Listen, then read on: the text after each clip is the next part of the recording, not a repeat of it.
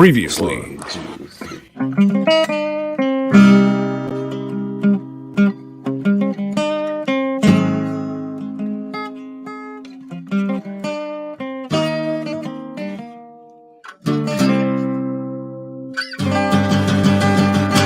X-Rated, the X-Men Animated Review Show.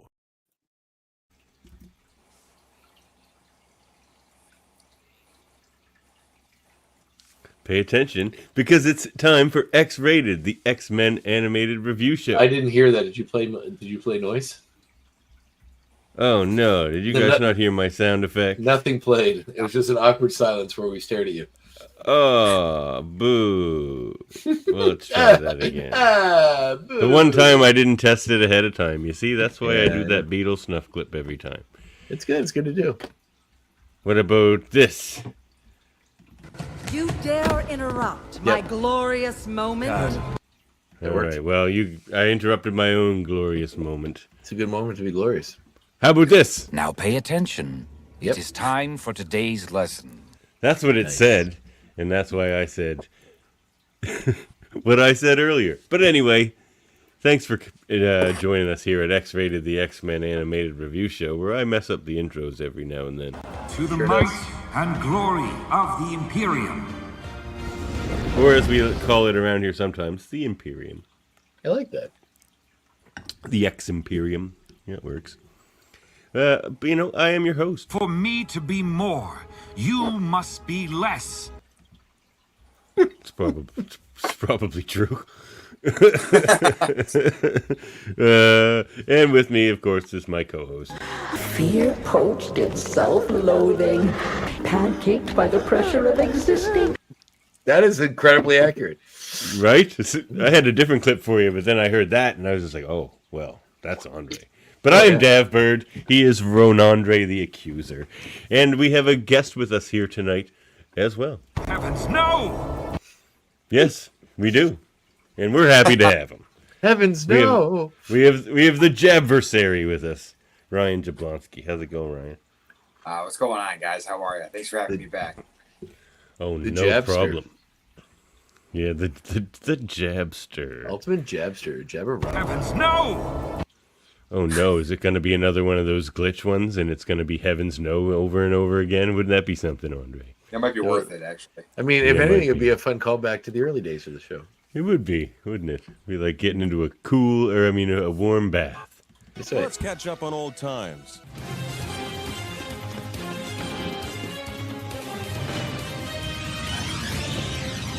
Why'd I have to go?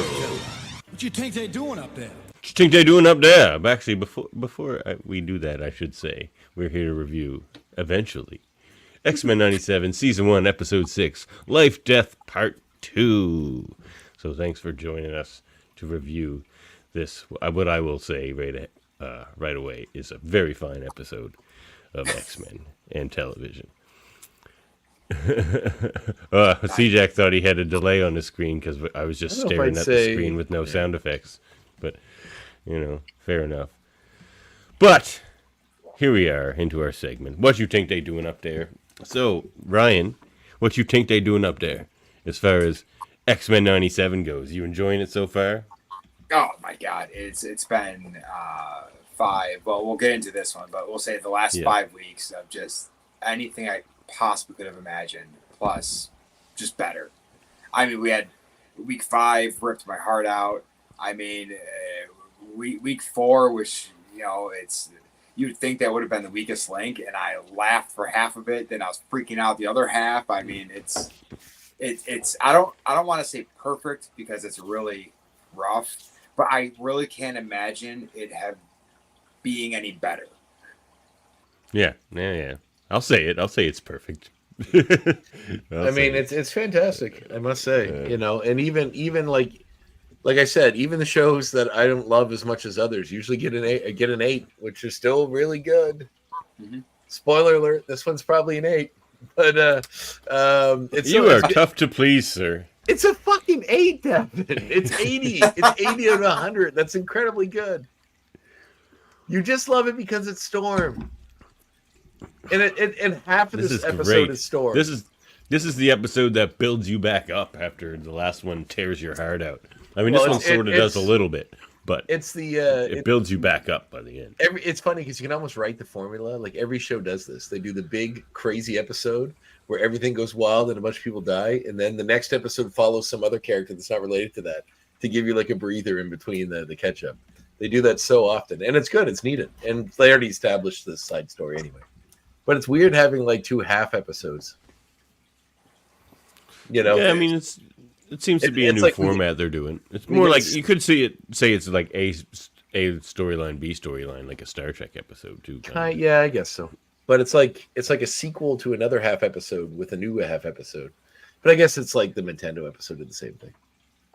Yeah. But do you think they're trying to keep the because since it's only 10 episodes, do you think they're trying to keep it from being too like character specific for a full episode, and maybe that's why they're doing the halves? Well, I read somewhere I read somewhere that Bo DeMaio told Disney that this is an X-Men show, not a Wolverine show. Yeah, I heard that too. So and I still do think we need a Wolverine episode this season.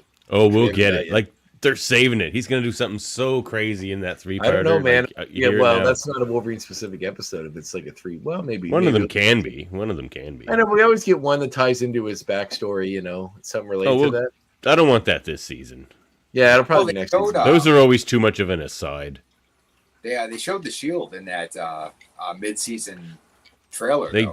They did, but now people are showing that the next episode the boot shows like a yellow boot looking at it, which looks like Rogue's boot. So it might be the next more like episode. Rogue's boot, and it might not be Wolverine. It might be Cat. Maybe it's the Avengers reining her in when she's going nuts trying to find out what happened. So Cat better bring more than himself. That's all I'm saying. maybe Miss Marvel's out of her coma. Captain That'd be Marvel. interesting. So yeah, we don't see her out of her coma in that last series. No, we don't. Only it's just astral projection. She's like smiles, right?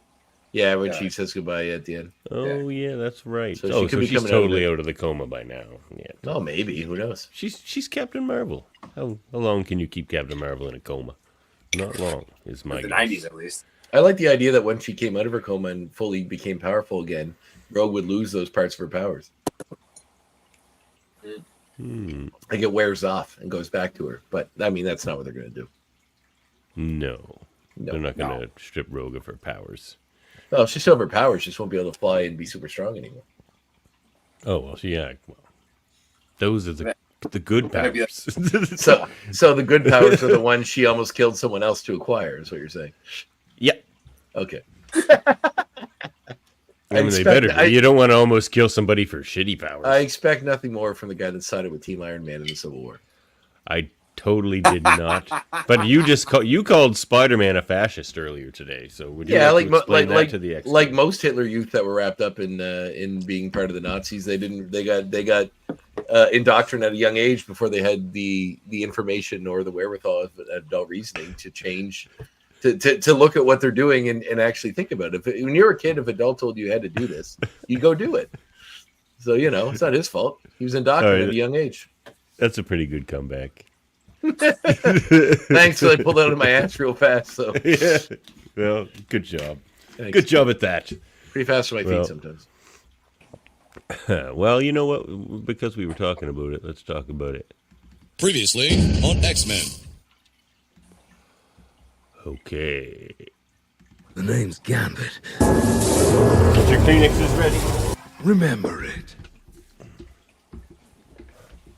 Okay. Oh, that's it? Okay. No, I got one more, I think. Oh, wait a minute.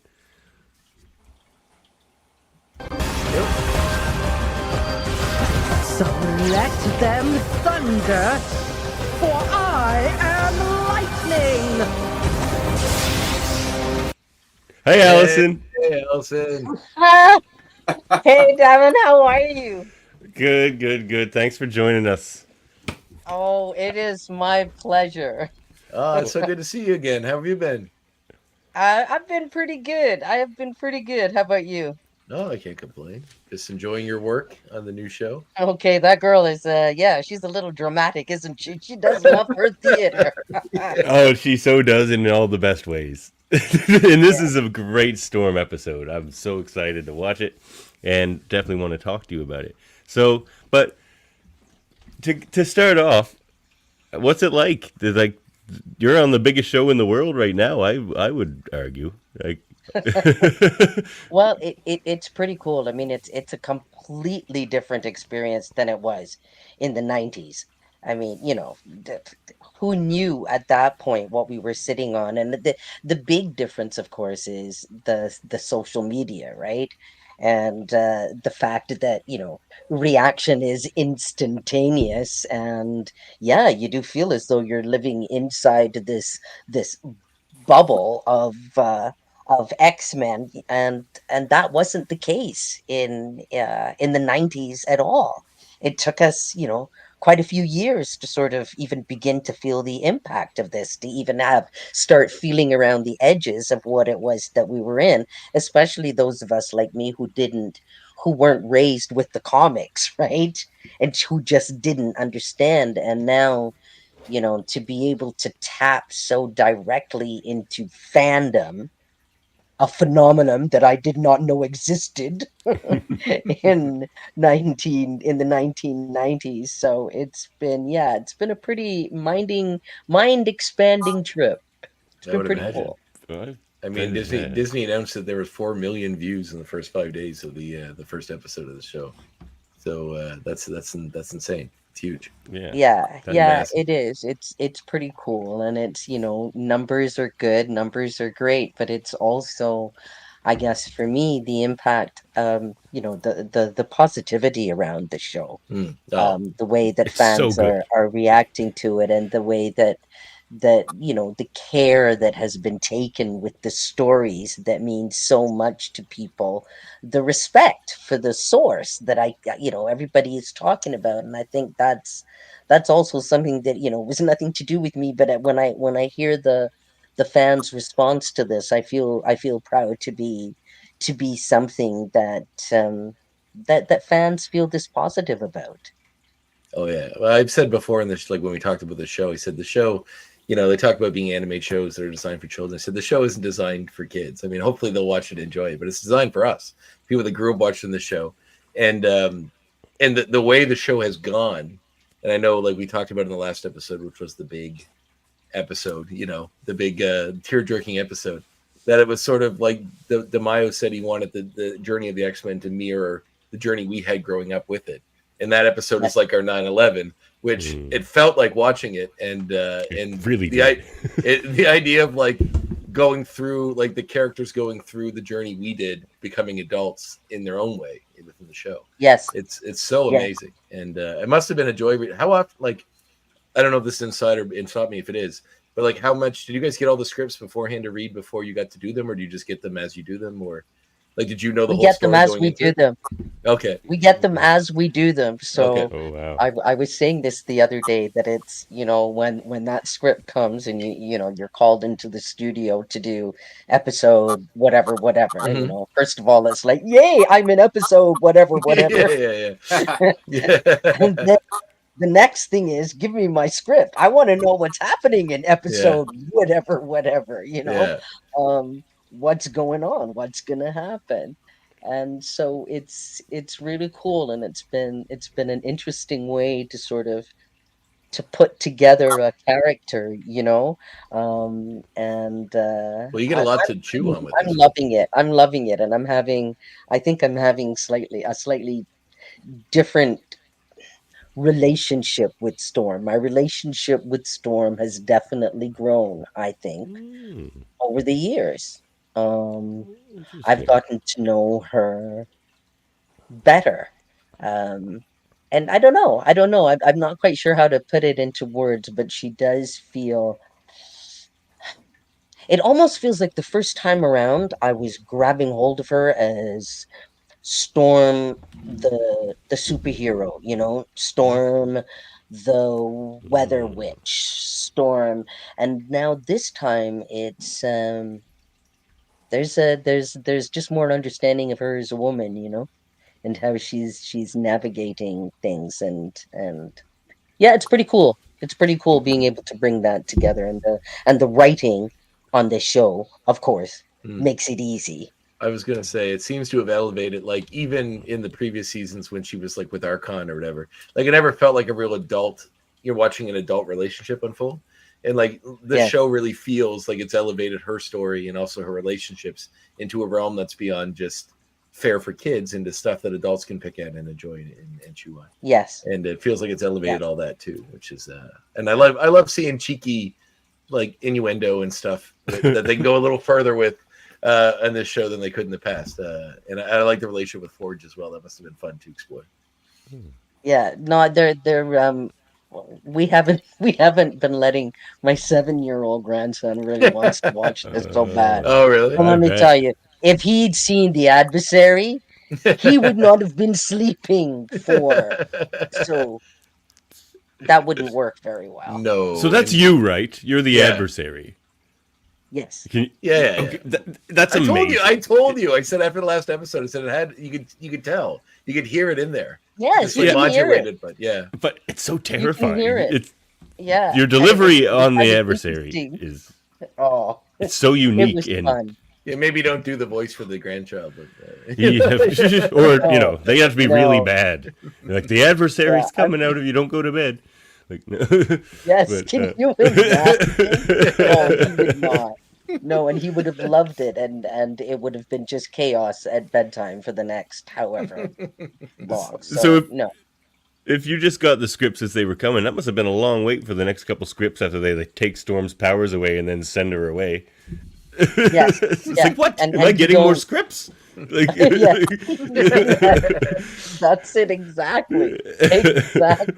Calling the agent, going, any word on what I'm in next? That didn't seem right. Those last couple of scripts. It's kind of suck for the character, like the guy that's a voice for Gambit, to get the script and be like, well, I guess this is it.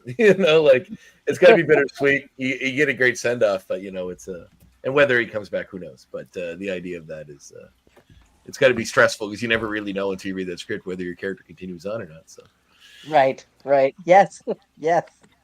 And what a powerful comeback too in that episode. Great episode! And like everyone was just sending me messages like she's back, and everyone's like Facebook posts were just like she's back.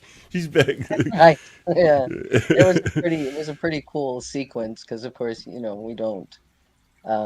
A lot of the times we don't see the sequences, so we have no idea what it's going to. And so again, you're sort of sitting there going, "Hey, loving the music. Look at her go!" The music. This episode is very much a love letter to the character. Especially, I'm so happy that they. I mean, we're going to talk about it later, but the costume that they went back to that classic costume. That's my second favorite Storm costume. Yeah, I really like that one a lot. So we've got a lot of versions of Storm in this season already, like with the mohawk, the classic white costume before that with the mohawk, and then this version, and then so it's cool. It's very cool. It's a great design. Yeah. So Allison, I know you have a little story about recording the trailer. Yeah. You shared a bit with me earlier, but I think it's a cute story. So I don't know if you want to tell it. Okay. Well, we were. I tried to go down to Barbados. I tried to go home, over the winter if I can.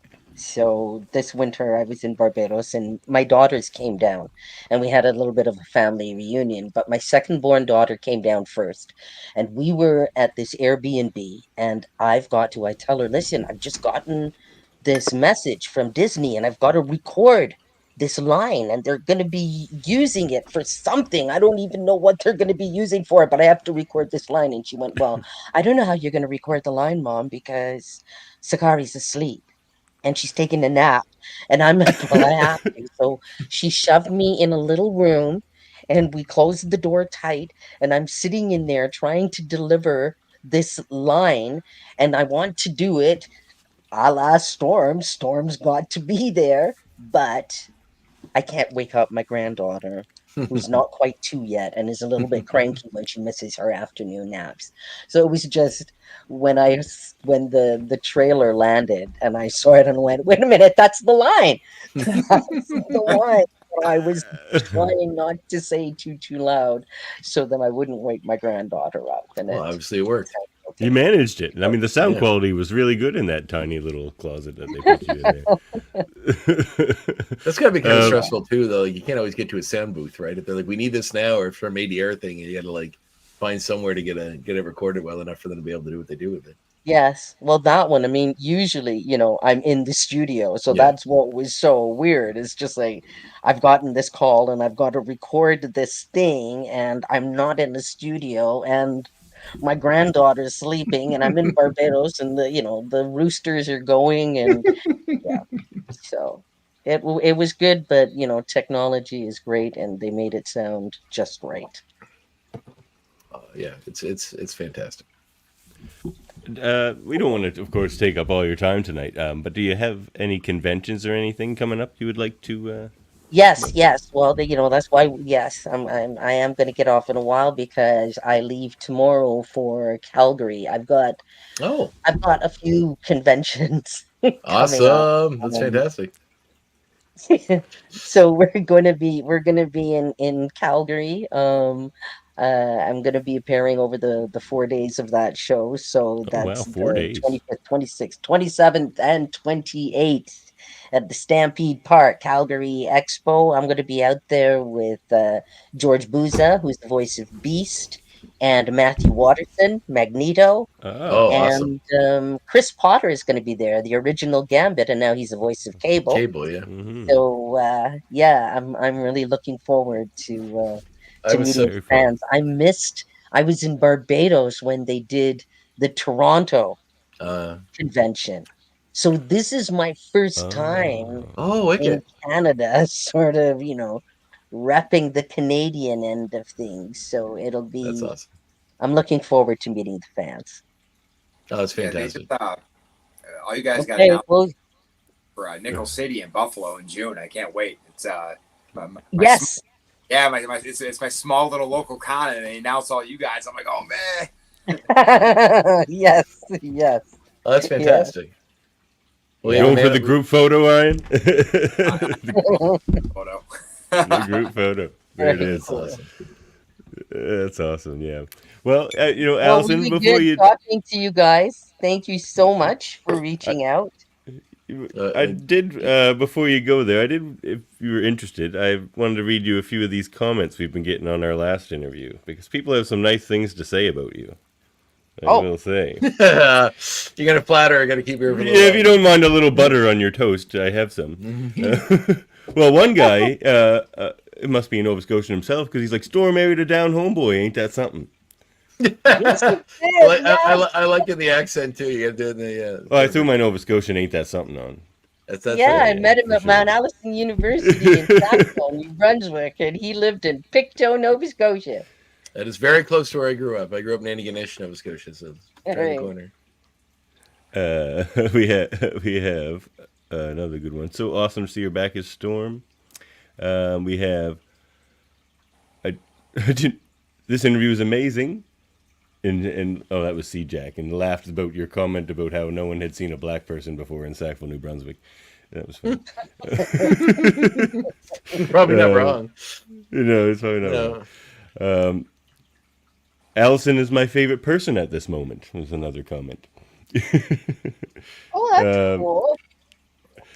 My childhood Storm, my favorite queen, is another good comment from a listener. Another one. Why you all not giving this queen her props? Hey, I thought we were. What? Anyway, I think we did. I think we did. Yeah. I think we did. I got a couple more here. I'm late to this interview, but I'm so ecstatic to luck up on and view this. Thanks for interviewing this legend. Why does this not have more views? It has a lot of views, actually. Thank you, Miss Allison Seeley-Smith. I am the biggest fan of Storm. She was the one who made me fall in love with the X-Men and Storm's character in particular. Oh, nice.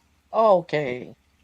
Oh, and this person bawling with joy hearing your voice. They just get nicer. This one actually is nice. Storm was the only black superhero on screen when I was growing up, and as a young black person, it meant the world. She meant the world, always and forever. That's awesome. Yes. I thought that one was very sweet. Yeah. Feel it. feel it. Mm-hmm. Well, we, and I think it's going to be that for another generation of folks too. Carrying on with these characters and continuing on the stories. So it's fantastic. Yeah. Very excited to see what's next. All righty. Thanks again for joining us, Thanks, Allison. Allison. It was really cool talking seeing to you. you. All We're right. going to talk about Bye-bye. this fantastic episode now. Okay. Cool. Have a good night. All right. Bye-bye. All right. Bye. All right. So, yeah, Storm stopped by. Did Ryan know you were going to do this? No. Oh, that's Nope. Did you see my face go? fun. I did. We'll freeze frame it. Yeah, that'll make a little short out of your face. But yeah, she's coming to it's a little convention called Nickel City here, and Dad, I talked to you about it, and it's there's 7 of the voice actors are coming. I can't freaking wait.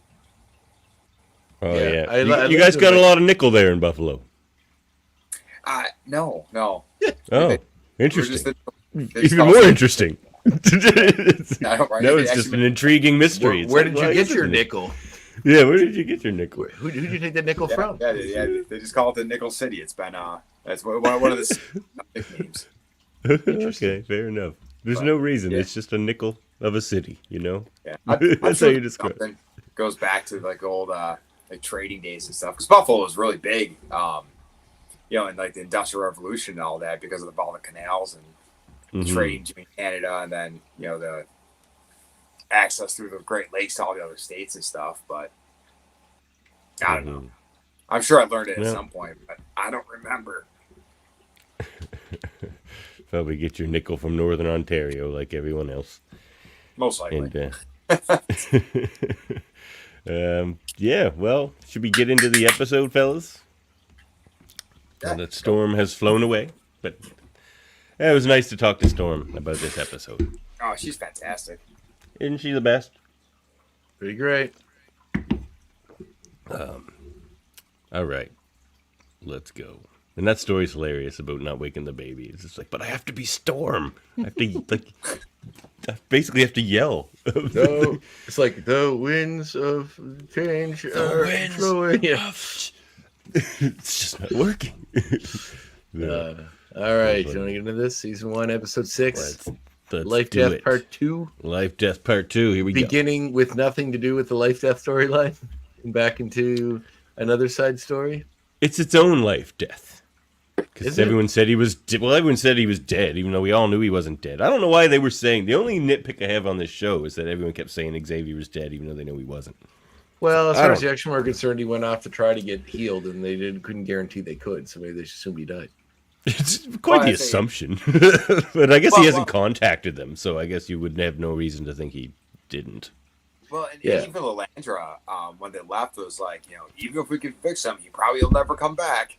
She did say that, so yeah. I mean, She did say that. But, Because she's an ass. which I guess that's changed, because now he's like, I have to go back. They're Yeah, like, well. "Look, you're gonna fuck us. You're gonna fuck up our lives if you do." And he's like, "I don't care." It's pretty great. So anyway, we begin with seeing a battle between the Kree, which we haven't seen very much of in the series, and the Shi'ar. Or any, I don't think. I believe we saw. I believe at one point, yes, we did see the intelligence, the Supreme Intelligence at one point when there was some Oh, yes. broadcast going across the universe and showed a bunch of different people witnessing it. One was Doctor Strange, Yeah. remember, and then one was the Kree Super Intelligence, or the Supreme Intelligence. Yeah. So we see Deathbird fly in, smash a hole in the window, and suck out a bunch of the Kree soldiers. But there's a big. By the battle way, going on. Deathbird is awesome. Yeah, she does kick a lot of ass in this, way more than she ever did in the other series. She's only sort of like a lackey for her brother, and that was really it. And she's just so persnickety. Her dialogue is great. She's. Oh, she was amazing. Oh, Absolutely. I think I have some. Surrender. No, just perish. So Oh, then you know she's what? Hold on, I didn't end our previously on X-Men properly. yeah, you did. Oh. Sugar, Oh, you dick. I can't feel you. Okay, let's go. Too soon. Now that I killed the mood. Oh man, that kills me. Every time I watch it, that kills me. So we see her be confronted by Ronan the Accuser, who we all recognize from comics and from the Guardians movies. And he's got a sweet outfit on. His outfit is very classic, which is nice. Yep. But then as his back is turned behind them, the wall busts out, and we see the rest of the Imperial Guard come in. And all of a sudden, Ronan's super outclassed because Gladiator's here. Yes. They don't even really need an Imperial Guard most of the time. Most of the time, the other guys don't seem to do as much. Yeah, but we do see the giant guy crushing people whose name I forget. You're gonna Davin's gonna tell me now. Who's the giant guy? Oh, his name is I'll think of it. And the firepower or the electrical power guy or fire guy. It's something bland like Titan or something. That is bland. Well, the fire guy in this one was Vulcan. No, there's the other fire guy. There's God, I have his hero click. What's his name? Starbolt. Yeah, Starbolt is That's right. Yeah, that is very generic. Titan is the giant guy. Nailed it. Thanks, MZ. So we do see some fun dialogue between Deathbird and Ronan, where she says, like, you get the honor of being, when they make my statue, you'll be the body I'm standing on top of. C-Jack says Deathbird's clearly a racist. Oh, she clearly is. Well, about people from our sector of the galaxy, at least. Because of our, like, podunk backwater or whatever she calls it. Oh, it's the ghetto. She calls us a ghetto. The Milky Way ghetto. Yeah, that's right. Milky Way ghetto. I want a T-shirt that says Milky Way ghetto. Oh, they're already out there. Oh, are they? Yeah. I was gonna say, I'm sure the second it became a meme that it. Probably, yeah. That T-shirt game is. Shirts coming in. So we do see one of the people. We see Destiny there with the group of the Imperial Guard. We also see Vulcan hanging out in the background, who it looks very much like Vulcan. So that's a nod. It's Vulcan. Probably a future storyline we'll get in which I guess Cyclops' space dad was fucking around in space and made a new. I don't. What's Vulcan's story in the comic? Is he later? He's not Corsair's son. He's the son of Duquesne and the mom. Yeah. Oh God. Okay. Yeah. Why not? It's very It's not good. But they'll do something with it probably. Making him Corsair's son from space makes more sense because he was already in space. But it'd be kind of disappointing if they don't explore that now that we've seen him. Well, especially because we've met Havoc already, and there's some kind of connection, but they never do anything with it. Yeah, we do see quite a bit of these Imperial Guard characters here. We see was it Smasher, Star Smasher? What's that guy with the little symbol on his chest? Something Smasher, right? Yeah. Is it just Smasher? Smasher is the guy with the exospecs. Yeah, he's there. And we see the kind of tree-looking dude, and looks like he's making a rock or something. We also see a guy that looks suspiciously like the Guardians of the Galaxy 3000 character. Like when the Guardians of the Galaxy were first established before we did the Star-Lord version, and when they were in the future of the Marvel Universe, there was the guy that had fire powers. I can't remember his name. He kind of looks like actually no, he looks more like what's his face? The Galactus Herald. The fire guy. Firelord? Firelord. Yeah, there's a guy that looks baggy like him in the background too. That's Starbolt. Yeah. But we see them kind of take out Ronan and all of his people. They really fuck up Ronan. Yeah, they do. And we get a little bit of blood where but anyway, she gets a summon from her sister. From one of the little lackey that's in the thing, and Deathbird has some shitty things to say about her. Hey, there's my Starbolt. But they the message from the sister is that they're announcing that the sister is going to be marrying Charles Xavier. Okay. Emperor. So she mentions that a year ago that the healers attended to Xavier and blah blah blah, and now that he's healed, they're going to get married. Essentially, is kind of what she's announcing. And we do see Charles is alive and well, living amongst the Shi'ar. And that no, just perish. Do you have this Lilandra text where she's talking about Charles and what he did for them? Always of utmost priority. Because they're like, your sister's calling. He's always an utmost priority. Yeah, I love yeah, Deathbird. and No, she I puts don't like her, think I she puts have his any. heel like in his face too, and there's a little bit of blood that comes out, so it's a nice. Yeah, I don't think I have any.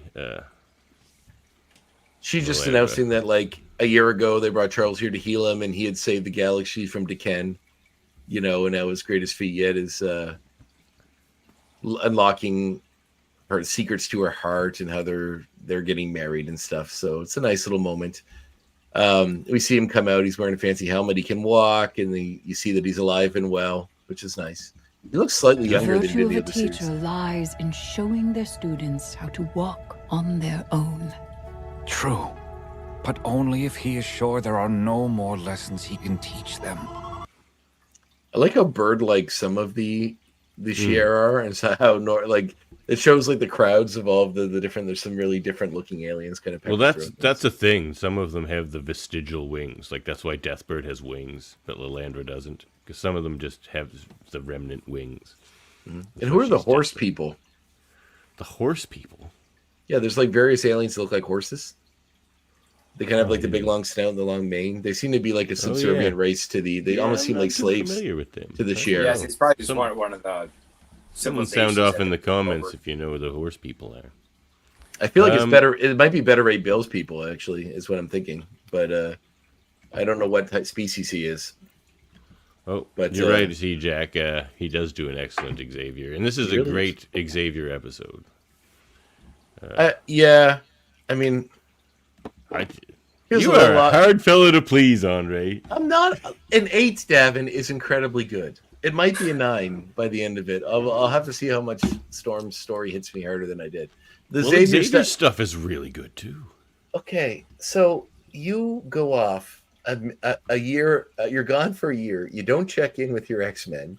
You just assume hopefully everything's going well. Oh well, Xavier's still a dick, kind of. We know that. Twice, yeah. He's Xavier.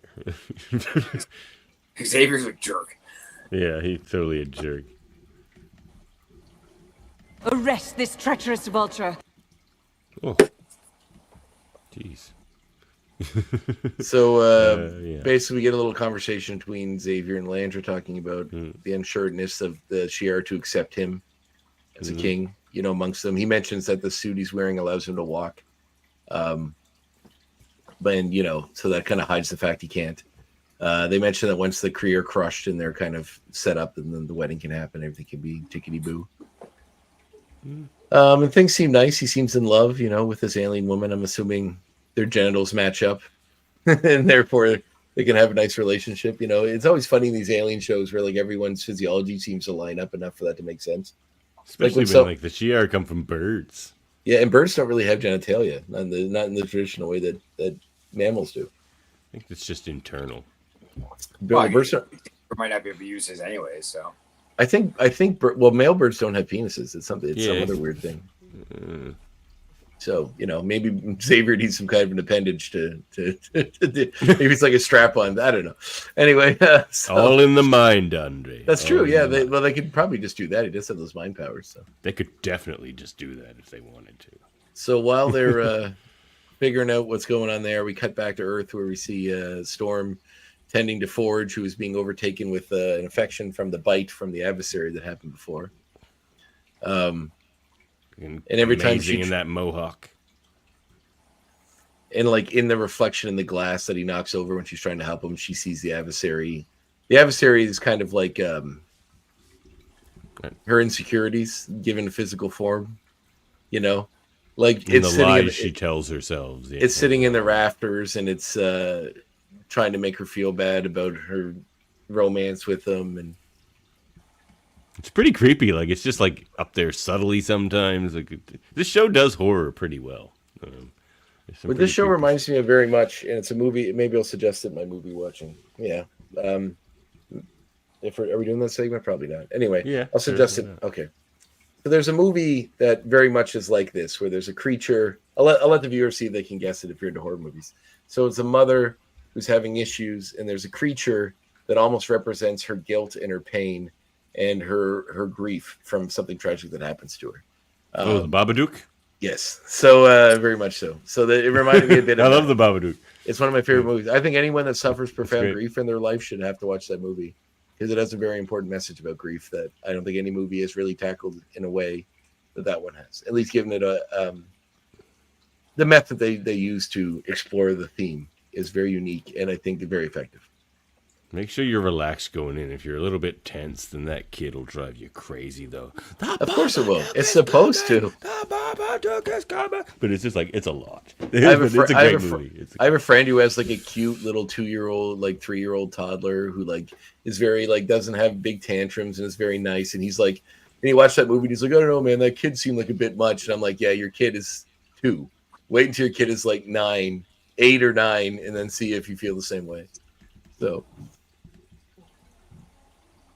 Oh, yeah, Beta Ray Bills people. That's something. That's what I said that earlier. I said they're probably Beta Ray Bills people. Yeah. I can't remember what they're called, but. I don't think Beta Ray Bills people look like horses, though. I think it's just him that does, because he was given this treatment that made him have superpowers and stuff. So, I agree with Cousin Dave here. That bird would be terrifying in live action. I'd watch it. The Adversary would be awesome. He's of a race called the Corbinites. Yeah, the Corbinites. Beta Ray Bill is. So yeah, I don't think they look like horses. But he does.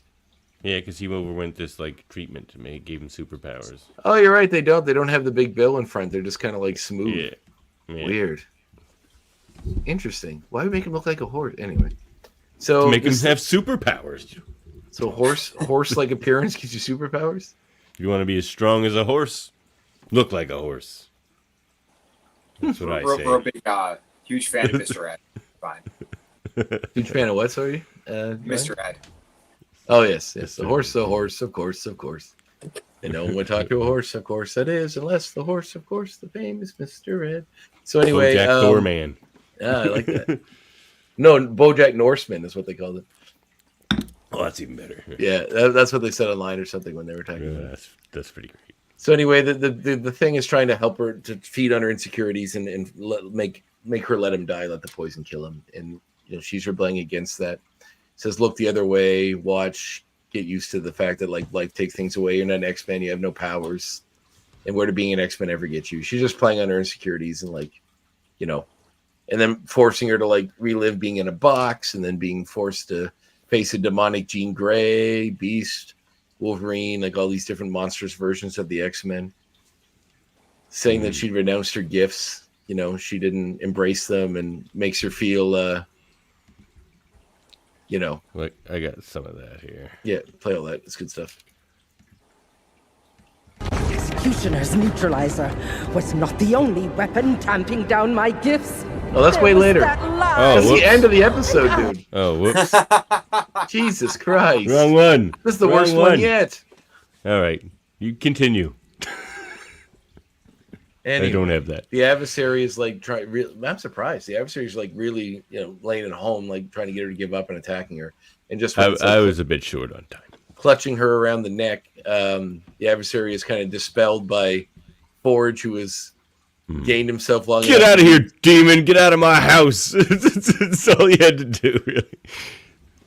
He has like a magic book, and he's using magic powers. Yeah, he looks like Doctor Strange. Yeah, it very much looks like Doctor Strange. I'm sure that's. Well, yeah, especially with like the things around his arm. He was just. I'm 100% sure that's crimson intentional. bands.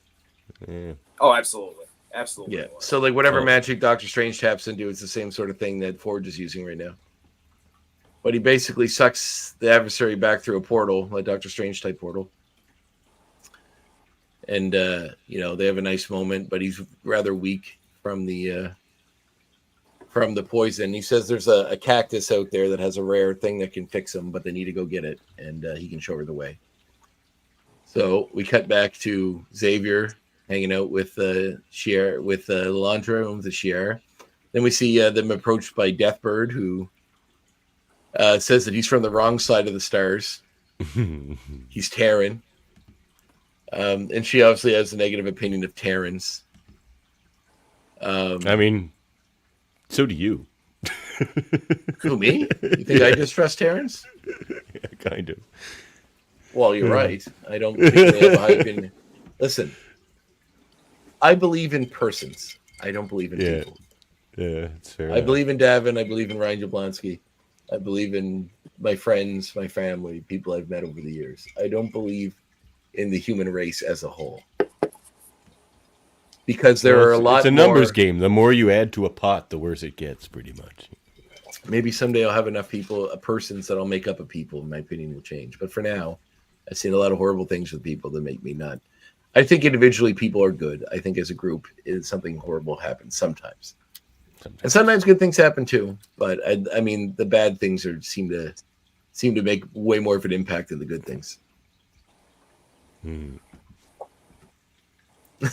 There's a good line. There's a good line where Deathbird just basically talks about how Terrans are garbage and they can't do anything to help the race, and she really hates the fact that there's one here. And then She's like, they still kill each other and stuff. Do you have this line? Do you have this line that Xavier says, which is probably my favorite, where he says, "I appreciate you saying the quiet part loud." No, I missed that one. Which is one of my favorite lines I've heard in this show yet. Well, that line gets said twice in this episode. That's true. But I just think it's really, like, it doesn't seem like something Xavier would say, but I still really like it. Yeah, it's pretty funny. Well, she throws it right back at him like 4 lines later. Yeah. Yeah, because he says something about being unsure if he wants to stay there and not go back with his X-Men or whatever. And basically, Deathbird posits that's the only way she'll accept Xavier, which is kind of a weird, like, I know it's a show, but it's like the idea that, like, okay, the only way, like, she really hates humans, and she's like, the only way I'll accept them, I guess it makes sense, but it just seems convenient for the plot, is if Xavier will wipe all his memories of Earth. I think that song's for you, Andre. One bad apple don't spoil the whole bunch, girl. Give me one more chance before Actually, you it give up does. on If you love. put a rotten apple in a barrel of apples, it does rot them faster. Yeah, it'll rot them faster. It 100% way does. faster. The Osmonds don't know what they're talking about. What? That Donny Osmond is a prophet. He's a Mormon. Oh God. So he is probably a prophet. Oh, wait, to the he's still Mormons. alive. He's a Mormon. Yeah. So anyway, she wants him to wipe all his memories of his time on Earth, and he's hesitant to do that. So we see Xavier having an introspection to grapple with this idea. We see him looking at giant statue that the share kind of represents part of their religion. And I love like the guy Gladiator tells him about like the history of this character and their mythology, and what their opinion of life and stuff is. And then Xavier goes, "How very Rudyard Kipling of you." There's no fucking way Gladiator would know that reference. They even say that. I think they're like, "Who is this Rudyard?" He's like, "Who is this Rudyard A. Kipling?" Younger cultures that, had they not been tilled to death, would Well, that's now way be later, too. empires. Oh, way later. I have meant this one. forgotten my greatest gift. Hear me. Class is now in session. That was pretty sweet, though. It's like, we're going back to class. I was like, oh, yeah, this is a great Xavier episode. That it is good. We do see him get to be Xavier. It's just weird that, like, our first like, Xavier was the character we knew as the professor who taught everybody everything, did his thing. And then the first time we get to see him in this show that's sort of bringing back that X-Men, it's him as a walking space, like, consort who's like, like he's where we very far left removed. off. I get it, but we left off. He's like in a coma, but we knew that's where it was going, though. Yeah, I dig it. You know why? Because it feels like I'm reading a comic book. 1 minute Xavier's on Earth doing X-Men things. The next story arc, he's in space in a exosuit, hanging out with Gladiator, talking about Rudyard Kipling. Like, I like that aspect. And in fact, I think this episode will be a 9 for me now because I talked myself into it a little higher. I do really like it. D makes a good point. Deathbird tried to get Lilandra killed in the OG show. Why is she still kept around? That's what I wondered. She teamed up with her brother and tried to help him take over the universe with the stone. Yeah. And then she was working with Apocalypse at the end of season 4.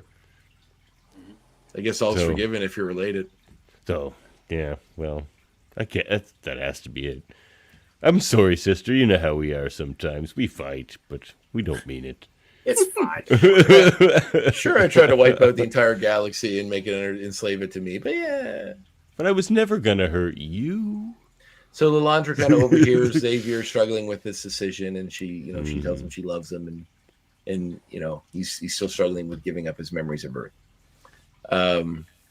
Yeah, maybe so. Maybe the Kree War smoothed things over, made uneasy bedfellows with them. Yeah, and MZ says intergalactic war supersedes sibling rivalry. So we get back to the horses, which I so love from the last episode we had in the desert. That was sarcasm. So we get them going into this part of the desert where they're going to look for the cactus.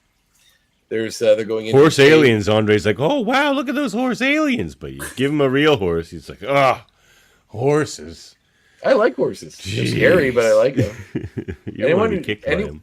Anyone who doesn't distrust horses, it's not smart. Well, are you untrustworthy to the horse? Like if they Davin, don't trust you. you.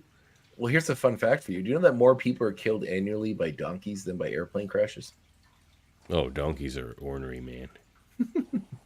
Horses are just bigger donkeys. Yeah. So we see them wander into a cave where they're going to find this mysterious cactus, and it's full of stuff left over from the Civil War and other things. Forge gives a bit of a history lesson about colonists, which he obviously says in a tone that is befitting of what they were and how they treated his people. But they talk about how his people were exterminated by them and stuff. And then anyway, they talk about sort of their budding relationship, about her issues, and there's all this love stuff, which is very, very nice. We cut back. They're a nice couple. I do like this couple, actually. I like it better than Archon, that's for sure. Like they're both like mature adults, which is I like. I don't like teenagers being romantic is the most boring thing ever. But these are mature adults that have seen some shit. And, they're finding each other. And I hope they bring Archon back and it becomes a love triangle. And he fights Forge to the death for the love of Storm. You know what? It's the only way I want to see Archon again. He just murders He just murders Forge in cold blood. What? No, I don't want. I want to see Forge win.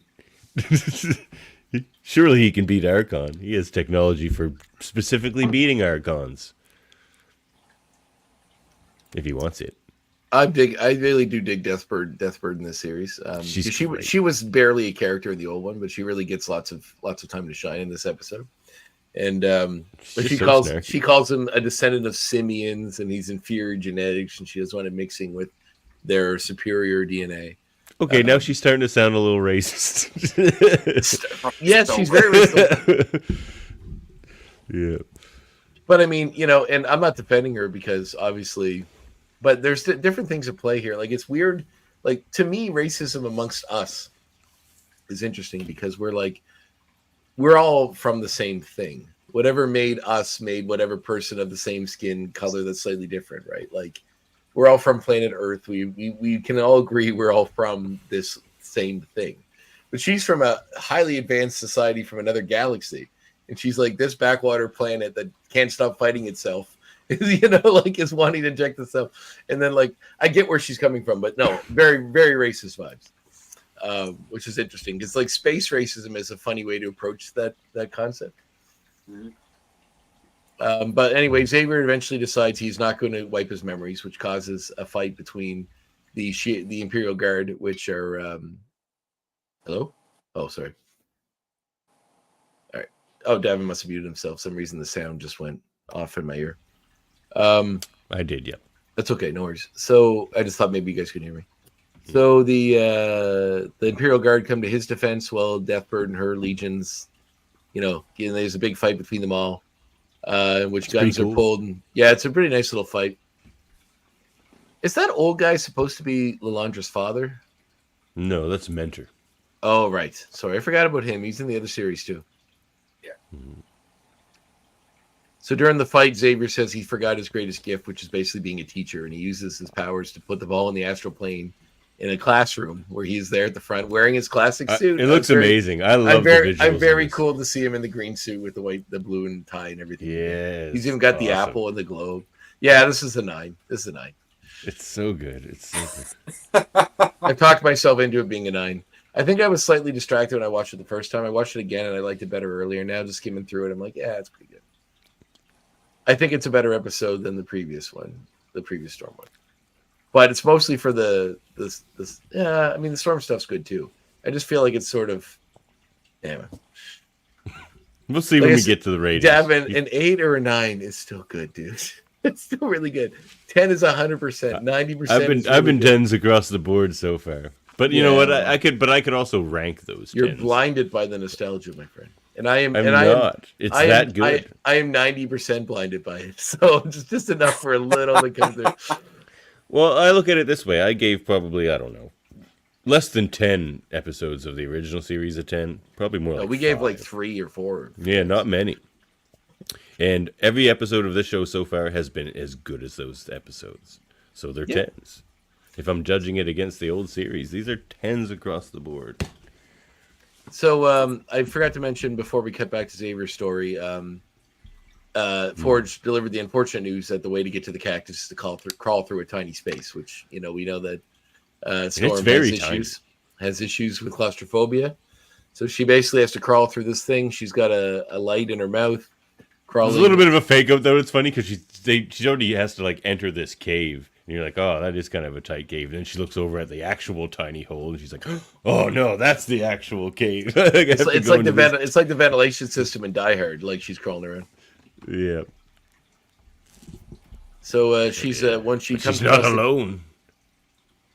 She comes across basically like it takes a long time to get to this, but I can sum it up pretty quickly. Yep. The adversary appears, is making her feel horrible about herself, trying to make her give up on her pursuit, and she realizes that it wasn't even just you play the dialogue. This is it. That's the time.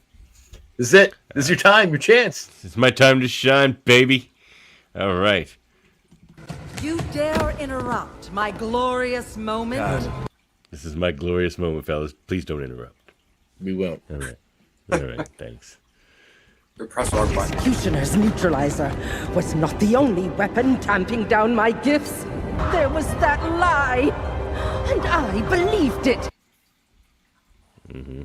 Exactly. So, and I already played it, but all right, keep going. Keep going. No, it's all right. So she realizes that she was insecure about herself, her powers, and whatever, and that she did mention she had a desire to see what being normal was like, and that was playing at her as well in the previous episode. Go ahead. And I feel like this is a direct comment on some of the criticisms of the old series, where it's just like because they would have to save Storm a lot. And like Beast would catch her from falling, or they would save her from her claustraphobia. It's just like that's what they're commenting on here. They're just like you let others save you a lot when you didn't need to do that. Is what the adversary tells her. It's like you let people save you. You're a goddess. Like what are you doing? She's like, you're right. And she's like, no, I'm not. The adversaries, I'm not right. No, listen to what. But then they do like in episode 1 where she like fucking opens up the sky and kills like 1,000 sentinels at once. Like, oh, she's still Storm. Yeah, but it's just convenient to have her be like. This show has been such an upgrade for her as a character, though. I mean, just and obviously taking over like more of a leadership role. But just and this goes to back to Bo and some of the other writers. I mean, she's just being written how she always should have been written. Yes, and you 100%. actually said earlier when you were talking to, you mentioned it to Allison, like since it's more of like, I don't want to say it's an adult show, but it's not a kid's show. No, so like it's an adult show. It's PG-14. Yeah, right, exactly. So like, and you get to see Storm the way Storm should be. Mm. Yeah, exactly. So she suddenly realizes she's been holding back, and that the Forge's machine. It's assumed that Forge's way to try to heal her, in fact, may have, and that. Her healing. I was wondering that. Like, it's not overtly said. It may have, but maybe she had a mental block as well, which is holding her back. So she suddenly breaks that, destroys the adversary with lightning, smashes out the side of the mesa that she was trapped in. Oh, I got this. I already played it when Allison showed up, but. So let them thunder, for I am lightning. It's the most glorious thing ever. I was cheering and crying. Oh my god! So apparently, getting fully realizing your powers makes you form a new costume out of thin air, which happens, in which she now gets the costume from the 80s, the black costume with the tiara, which is really cool. And that's an awesome callback. She still has her costume powers. She used those in the very first episode of the original series. It also apparently makes your hair grow back because she now has a full head of hair instead of a mohawk. So she's even upgraded her costume powers. She's amazing. It even works on hair now. Yeah, we see her like be totally free and fly amongst fly in and start flying around the horses and flying through the caves and like just being totally free and accepting her powers and forth there, which is a beautiful, lovely moment. And then we see her using the cactus she got to heal Forge. And we see him say maybe they should go to a beach somewhere. And like, it sounds like it's a cheeky, like, well, let's go get a margarita on a beach somewhere south, like go to a resort or something. And she says, that's a nice idea. Implying that like their relationship's going to continue. Forge is really sexy in this. He's all like not wearing a shirt for most of it. He's got these little cut off jean shorts, little mustache. Do you guys find it funny? Maybe it's just me. But like when they do the intro, and I forgot to mention some of the additional intro scenes of the show when it started. We now have Nightcrawler instead of Gambit in the intro, and Magneto's not there anymore, and a few of those other things. And but when it shows Forge's, because Forge didn't have like a massive part in the show before, he was like in the future a lot with Bishop. Wait, was Forge in the opening credits? Yeah, it's the same one they showed him before, where it was like it's Polaris holding. And just in a scene. Yeah, but it's just so funny because he's such. Like, no, it is like that kind. No, it's not a tag like that. No, it's not like that. But it just shows the scene, and then like it's like Forge is way in the background, kind of watching, and then it just sort of like shows the scene, and then goes like right into his face, and he's just like, so watch it again. It's kind of weird. It's a very strange way to do it. It kind of makes him look like a background character that just sort of gets featured out of nowhere. But anyway. So while they're Xavier Ghetto School Deathbird.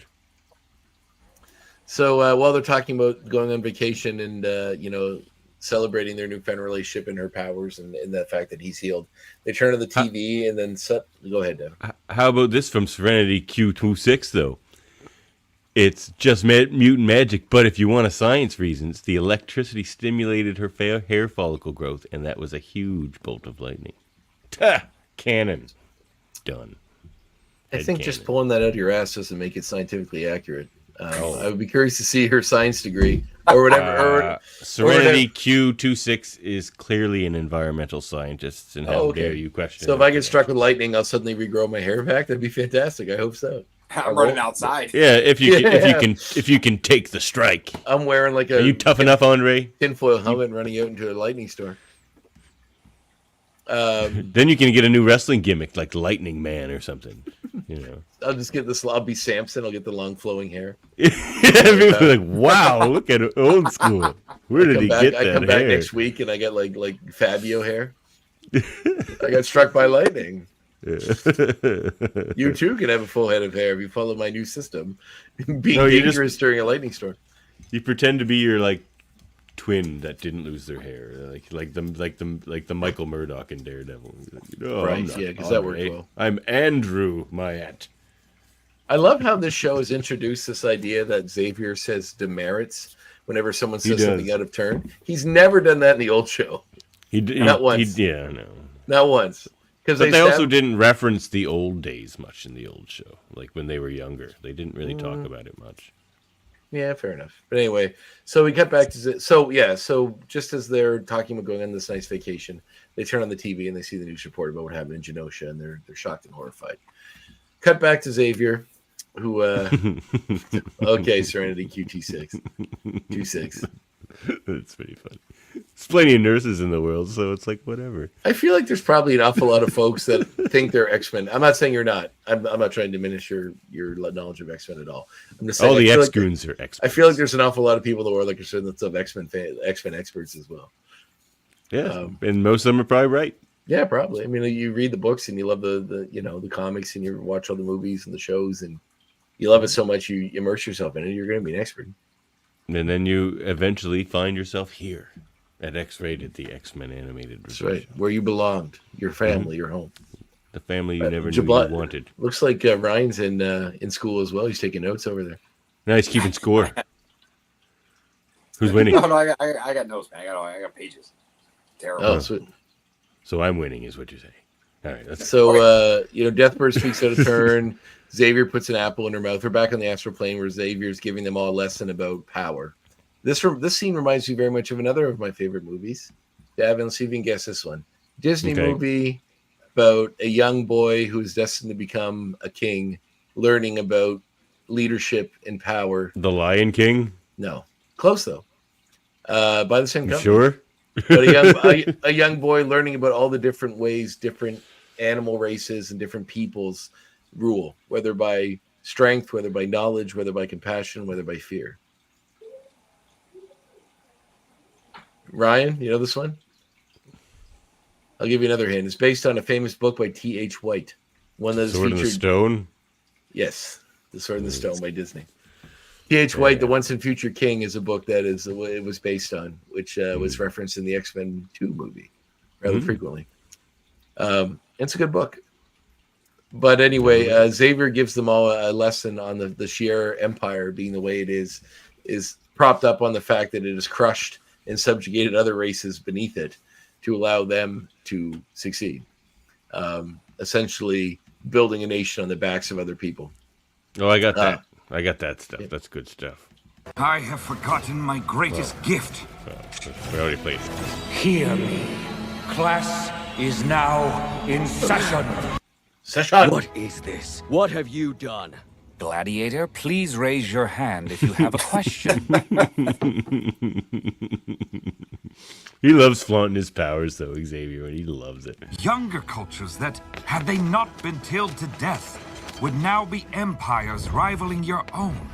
Fearing this, you strike at the knees and claim you can help them walk again.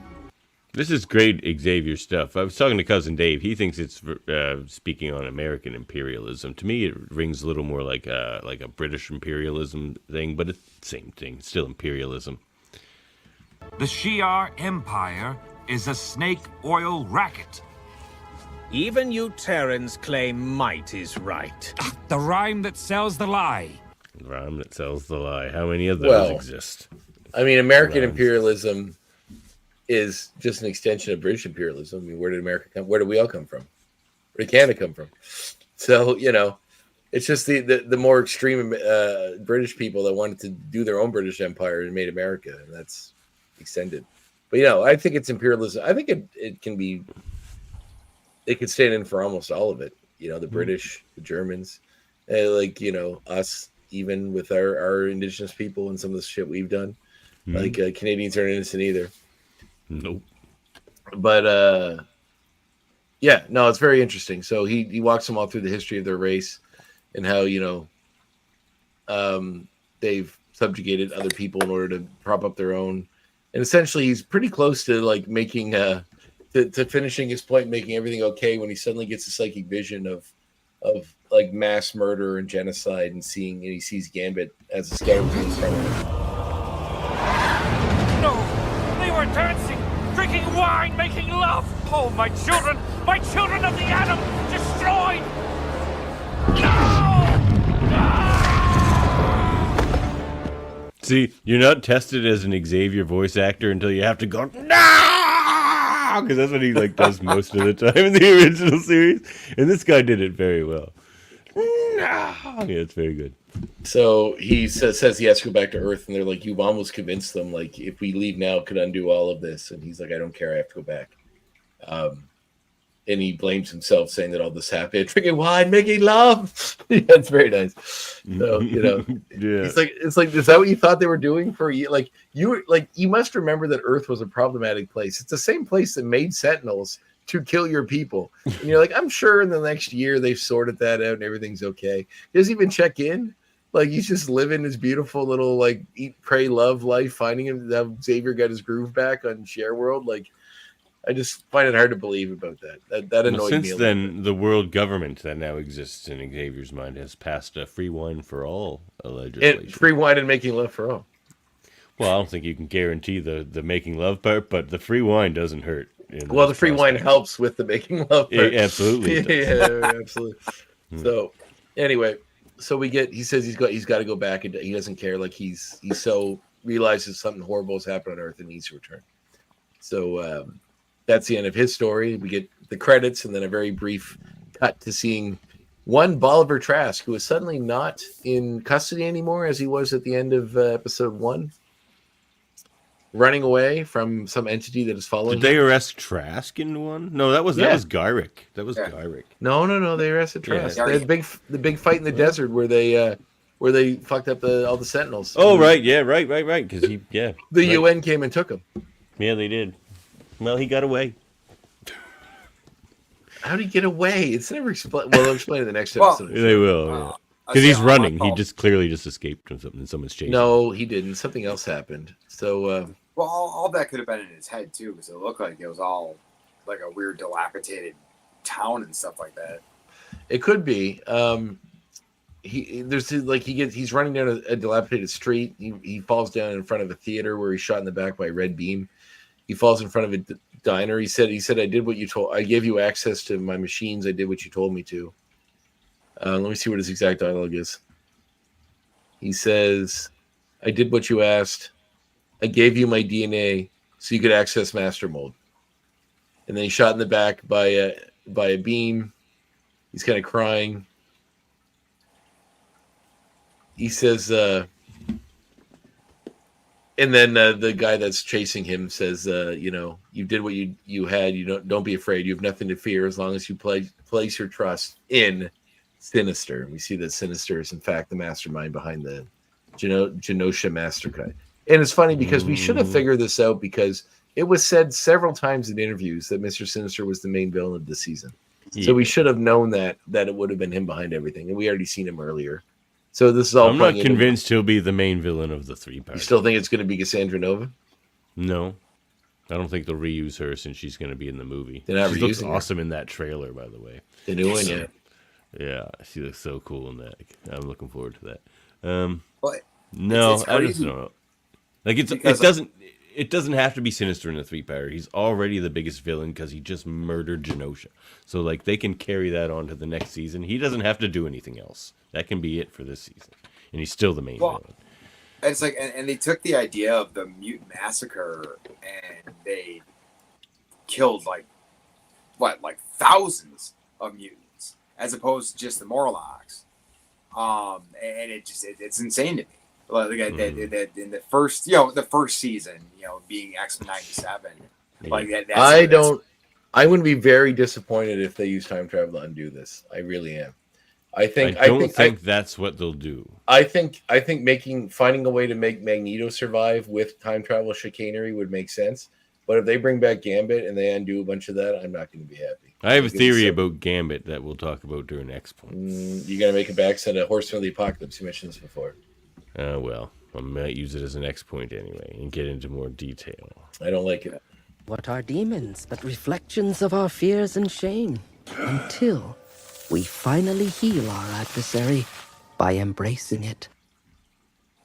And then, of course, this, as rumors swirl that Genosha is the opening salvo in the long-feared evolutionary war.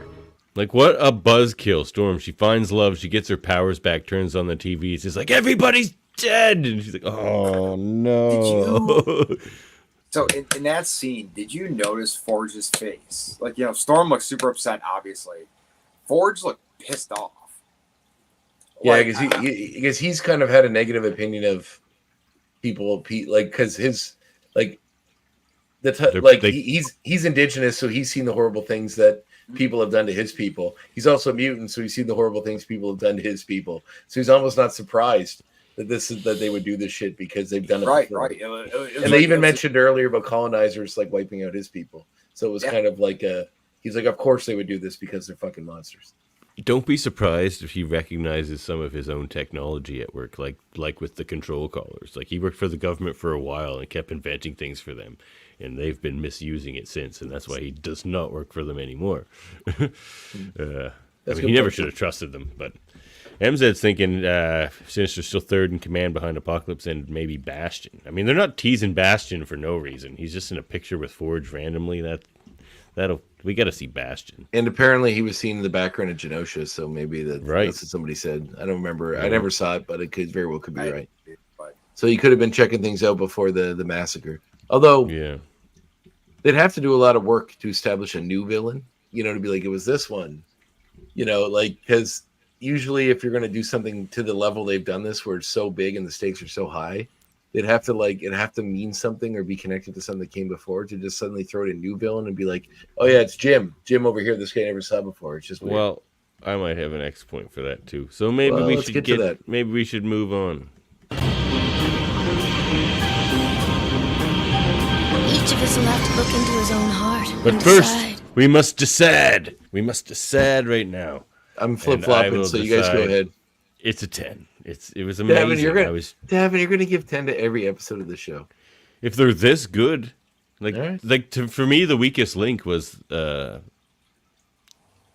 Motendo one, kind of, and I love that nostalgia. Exactly, but it was because it was still like a 10 on like pure nostalgia, and the storm stuff was good. But to me, it was the weakest complete episode. Which I gave an 8, I think, right?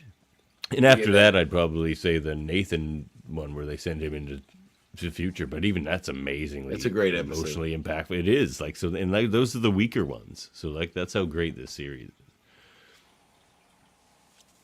Like I could have given number 5 a 20. Oh.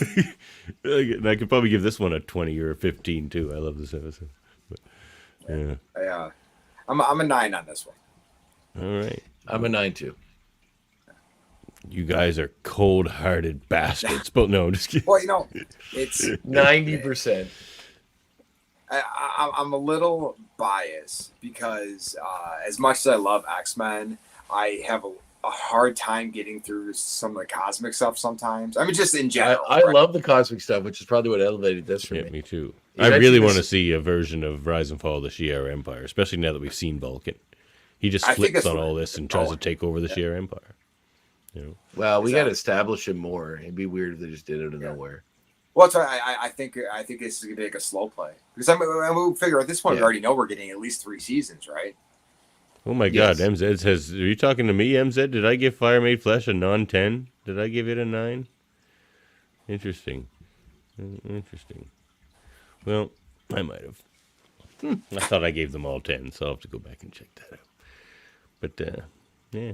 Dave says rank the 10s. I will if I give them all 10s, but apparently I already gave one a 9, maybe? Now I'm confused. I don't know who I am. What does it all mean? What does it all mean? I mean, like I say, it was the weakest one to me. Motendo won on nostalgia, I guess. All right. Motendo was the weakest, but it's still fucking great. It's still an 8. You know, 8. It's the difference between your favorite album from your 8s. All right. Tell us about the difference between your favorite album from your favorite band and your second favorite album from your favorite band. They're still both fantastic. Just one slightly higher than the other because something about it touches you in a different way. What way did it touch you, Andre? It did. 8 is really good, brother. It's very good. All right, let's get into some X points. I'll go first since I've been teasing mine. Well, I mean, it's the one I already talked about, I guess. Which was, what was it again? Gambit Death. Gambit, right. So, when Xavier sees Gambit, he sees him like as a skeleton, which is odd. So, but to me, that's dead. That's yes, but like it's the only way that the imagery makes, to me, that's suggesting he's the horse. Will come back as the Horseman Death. Well, and to me, like, doesn't that just kind of prove that Magneto's still alive? I never thought Magneto was dead because we didn't see. No, I didn't either. But like, it's obviously like that they're leading to all these people. But there's no way that in that moment, Charles would see just Gambit and not Magneto, who is like. Well, he didn't see Moira. He didn't see, Banshee. He didn't see other people he had relationships with that are dead either. Well, right, but that's what I'm saying. Is like, but Magneto's the closest person to Charles and probably next to Lilandra at this point. So, like, there's no way he would have seen Gambit over Eric. Or Moira.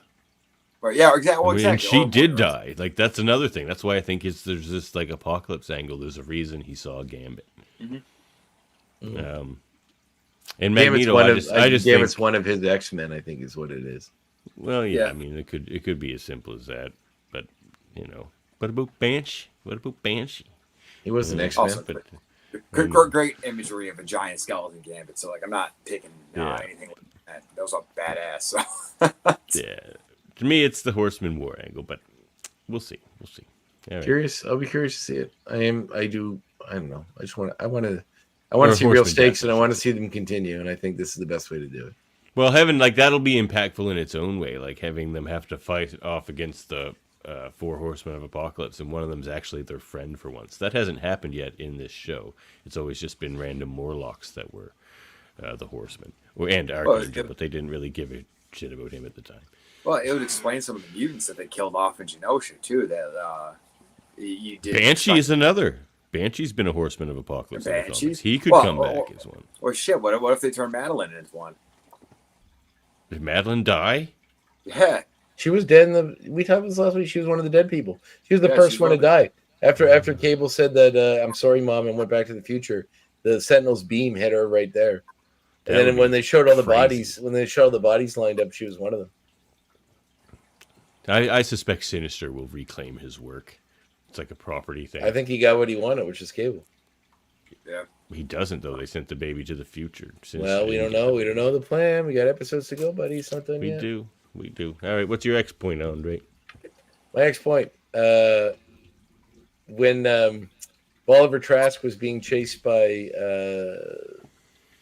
Mr. Sinister at the end of the episode, a shot hits him in the back and he falls in front of a movie theater marquee. You know what the movie that was on the marquee was? War of the Worlds. Which is a subtle reference to a giant mechanical thing destroying a city and wandering through, the same as what happened to Genosha. So I thought that was a nice little nod to that. Very good. Okay, you got an X point for us, Ryan? Oh, of course. You were taking copious notes. Copious notes. It's ridiculous. Good word use, Devin. It's SAT. But I thought it was kind of cool, the costume, the armor that Xavier was wearing on, especially when he first came out, was the same cover that he's wearing on the cover of Uncanny 275, which is that badass Jim Lee wraparound cover. I'm gonna grab it. Just keep going. Oh yeah, there you go. Of course, Davin has it just handy. Oh, of course. It's it just, I don't know. I love that they, back in the 92 time and then still in the 97, they're not afraid to lean right into those comics. And it looks exactly like it. They didn't even change it. Yeah, it's very cool. The big goofy Jack Kirby-esque headwear and stuff. And I even loved in the intro where they showed, because they added to the intro at the beginning a scene with Charles and Lalandra touching hands, and then her helmet comes off and she still has that weird bug helmet she had on in the old series, which is really cool. The love of the original series and the source material just bleeds through every moment of this show. Oh, absolutely. Every scene. There it is. Oh no, don't rip your comic. That looks old. Oh yeah, that's awesome. Yeah. I remember first buying that comic. I'm like, who's that? Dude in the stupid helmet, and then I'm like, oh, okay. Well, it's funny. Look, my favorite Double Dragon game's on the inside cover. No, number 3. I love Double Dragon 3. So good. Issue 274 was actually my very first issue of X-Men ever when I was a kid. Oh, wow. Yeah. That's the one with Magneto and Savage Land Rogue and Nick Fury on it. Yep, that's a classic. So that was it. That was the beginning of my X-Men comics. Geez, I don't even know what my first one was anymore. God, I wonder if it was X-Men #1. I must have bought comics before X-Men #1, but who knows? All right, back to me. Is it? Did you do a second one there, Andre? While I was gone, or you guys were just no? chit-chatting? You did one, and then he did. You did one. I did one, and Ryan did one. So back to you. All right, so Bastion.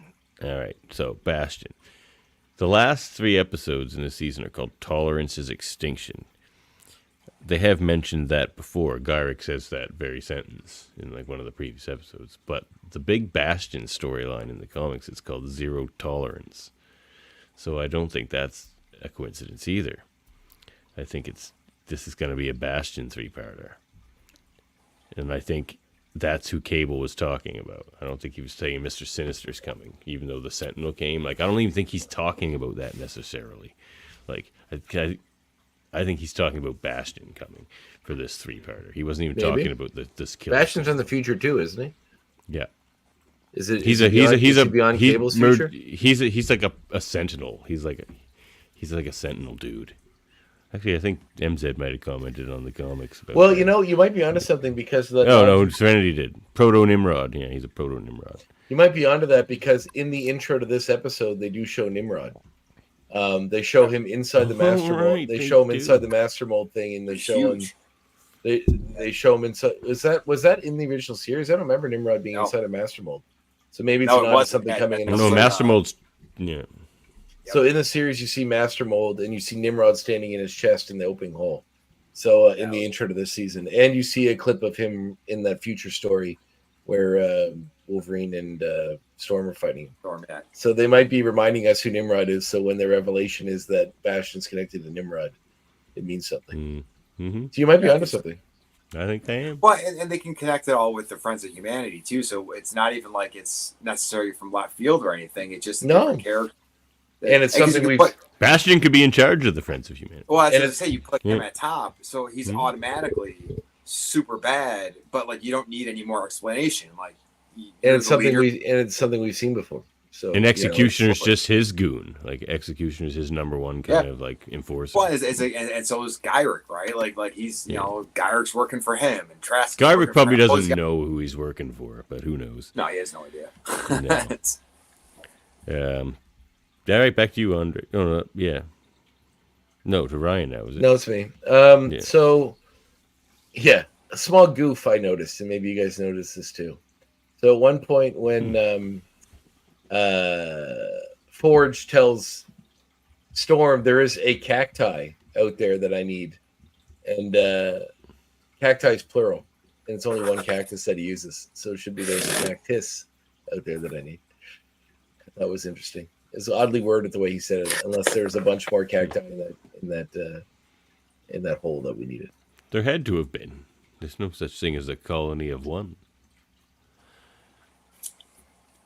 But who knows? We only saw the one. It's true, we did. But she didn't climb too far into that cave because it was a scary cave. You got another one for us, Ryan? Yeah. So actually, this is kind of cool. I found a lot. Not that there's a lot of complaints about these, episodes, but one of the ones that I've heard was complaining about trying to figure out the timeline of how long Storm and Forge are together. Because they go from like meeting in a bar to like being in love. Yeah, and then they're bang. It seems like it's been a little while. It had. So what they did is actually there was a deleted scene. They got cut out of. This would have been out of episode 4, so it got cut out of Life Death Part 1. That shows, and it was maybe like 15 seconds long. Storm in basically her bedroom at Forge's place, with all like these food trays of just uneaten food laying all over the place, kind of showing like this big like gap of time that she's been there for a long time. And then it leads to like, when she actually goes downstairs and eats dinner with him being like a big deal, because to try to show that like she's actually been with him for a very long time, but just kind of like in her own head, like doing nothing. But they cut it out because it wasn't like super important, and it just, sometimes, cuts need to be made.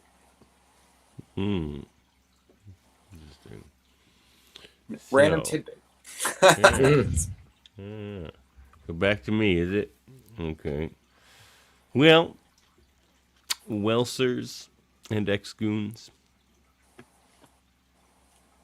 Let's talk about Vulcan. Like, they got to do Rise of and Fall of the Shi'ar Empire now. Like, is this all we're gonna see of the Shi'ar Empire? Like, showing Vulcan seems to be very intentional because he's not like a standard member of the Imperial Guard or anything. That's a really strange addition if they're not going to branch off on that. And I hope they do, because that's a really fun storyline. Yeah, it wasn't an accident. No. All right, Andre, back to you. Oh, no. I have something here. What was it? Oh, Xavier's whole thing about imperialism and power, and I just love it. It kind of brought it back to the X-Men 2 whole discussion about the different types of ruling, the Magneto versus the Xavier, the might makes right, or the trying to find a way to quantify with everybody. It's a nice little way to kind of bridge those two worlds. That was nice. And it's like his nice line too, I didn't clip too, where he's just like, look, the truth is coexistence is messy. Yeah. And also, apparently, this was like the first episode to have animation serviced by a different animation company. Really? That's something I read. Tiger Animation did this one, Okay, aka well, MOI great. Animation instead of Studio MIR, which still did the intro sequence, but apparently this is a different studio. Yeah, it looks great. Oh, Serenity says, we know from episode 5 that it's been a month because they say Nathan was born a month ago. Okay, so it's been at least a month. Right, that's how long Scott said they're having conversations. That's right. And then the amount of time for Maddie to take off and get a job on Genosha. So, quite a while. A couple months, maybe even. Yeah, that's my guess. The actual timeline of the show itself has been going for, it seems so fast, but there's definitely months at this point. Feels like we haven't seen much Beast in a while. Gotta get some Beast happening. So to you, your last one there, Ryan. Oh, so maybe did you guys notice at the very beginning of the episode when the camera first starts going into the sky above like the Shi'ar, there's something in the top left. And I couldn't tell if it was like eternity or if it was a Watcher sighting again. Wow, but, I did not notice. Yeah, it's in what scene? It's right literally at the very beginning of the episode when okay. before it starts going down on like the Kree ship, it shows the sky like the space, but in like the top left of the screen, there's like a shape of like a body. And like, it's got to be. It wasn't the Watcher again, was it? See, I don't think so because I was thinking it's got to be like eternity or something. Like I've watched it 3 times now and I can't figure it out. And again, like we were just talking about, nothing is done on accident in this show. No. So like it's not like they just accidentally made a body-looking thing in space. Interesting. I gotta check that out. All right. Well, my last X point is this. We already talked about it, but I'm gonna bring it up again because it also has me speculating.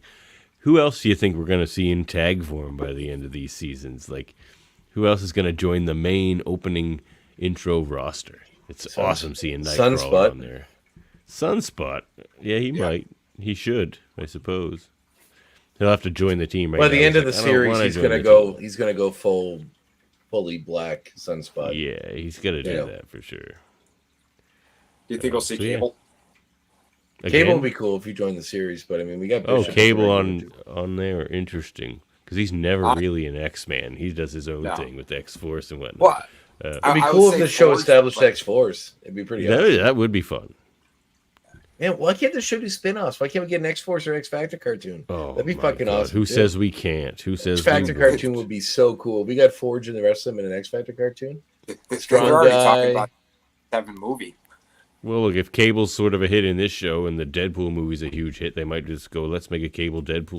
The last 2 Deadpool movies were huge hits. So They were pretty big hits. This third one is going to be a huge They were massive hits. Obviously, they wouldn't have done a third if they weren't. True, but I bet you this one makes 5 times as much money. Listen, studios, I just talked with a friend today. There was a time period where studios were happy if a movie made $10 million. If they said the budget of a movie was, we'll make a small movie for $10 million. If it makes $40 million, you made $30 million, we're happy. Studios aren't happy unless their movies make over $100 to $200 million or $1 billion now in profit. Mm-hmm. So if movies make that much, they get sequels. If they don't, like the David Fincher Girl with the Dragon Tattoo movie. That movie made like $100 million, but it wasn't enough for them to be happy with its profits. So they never made any sequels. They still made $100 million, but they wanted to make $500 million, so they didn't bother. That's the decision studios make now. MZ, I would love to see Forge join the team with Storm. That would be awesome. It would be fun. Hey, Andrew. Andrew Cassini says, hey, everybody. Hey, buddy. All right. Well, yeah, buddy. That's our X point, so let's move on to everybody's favorite segment, at least Andre's. Mm-hmm. You don't like the movie? Change the channel. Yep.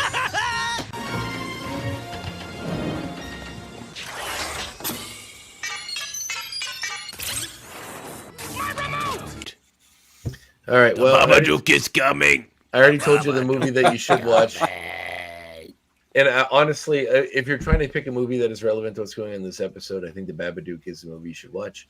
It's a fantastic movie. It is a deep meditation on grief. If you ever experienced the loss of a loved one in your life, someone you're very close to, that movie will accurately explain the feelings you go through, and also properly contextualize the way to deal with grief. And the truth is that you can never get rid of it. You just have to learn to live with it.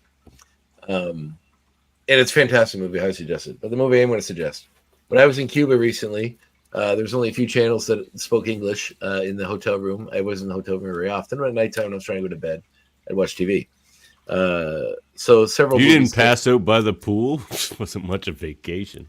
Oh no, I was hammered, but I would just come back to my hotel room at like 2 a.m. and then watch TV. Yeah, my wife would be asleep, and I'd turn the TV on and watch whatever was on. So there's 22 channels that were in English. One was a movie channel, and one was CNN. So I often just watched the movie channel, and I watched like Noah, the Darren Wise Aronofsky choice. movie, other ones as well. But there's a movie from the 80s I'd never seen before.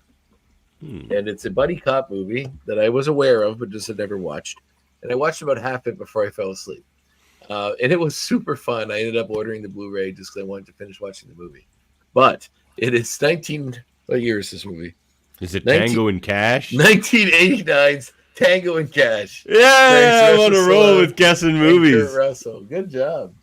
So I always avoid this movie because it looks like a cheesy, stupid movie, and it is. But everything in the 80s is, though, and that's what makes it glorious. But it's very fun. Yes. They take two rival cops that are both doing a really good job at fucking over the mafia.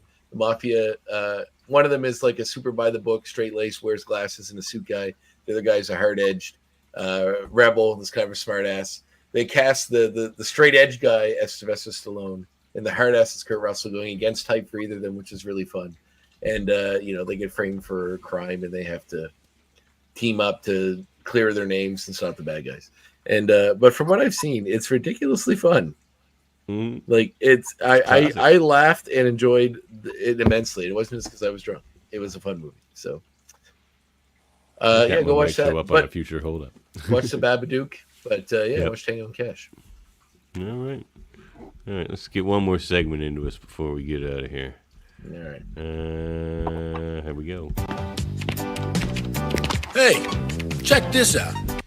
Check this out, everybody. This is our comic recommendations and reminiscences. Well, you know what? We were already talking about it. Go read Uncanny X-Men 275 with the fold-out Jim Lee cover. Classic. And reminisce about Double Dragon 3. It's pretty great. Oh, and Turtles the arcade game. And do yourself a favor. Go watch the movie Double Dragon from 1990. No, don't. Just watch the hold up episode. Did you guys have that on hold up? Okay, I thought you did. I was going to say, I'm pretty sure you did. No, we did. That's quite this. That movie's quite something.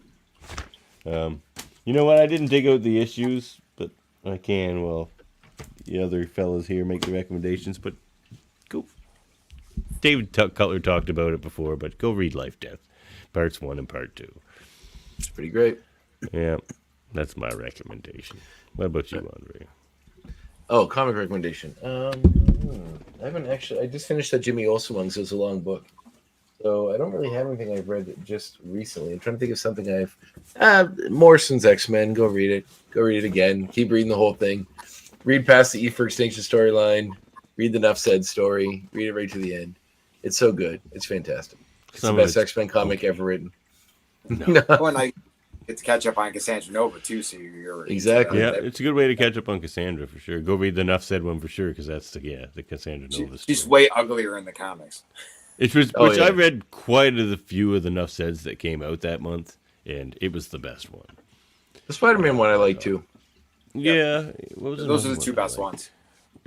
The one where the Spider-Man fights. Yeah. Well, there's a couple different Spider-Man because there's a couple Spider-Man titles at the time, but there was one episode. I think it was. I'm trying to remember what Spider-Man books were at the time. There's Amazing, and then there was Spectacular. Spectacular was going too. Yeah. So the one where he fights the mimes. That was the Nuff Said on that book. I don't think it was Amazing. I think it was the other one. No. But it was pretty great.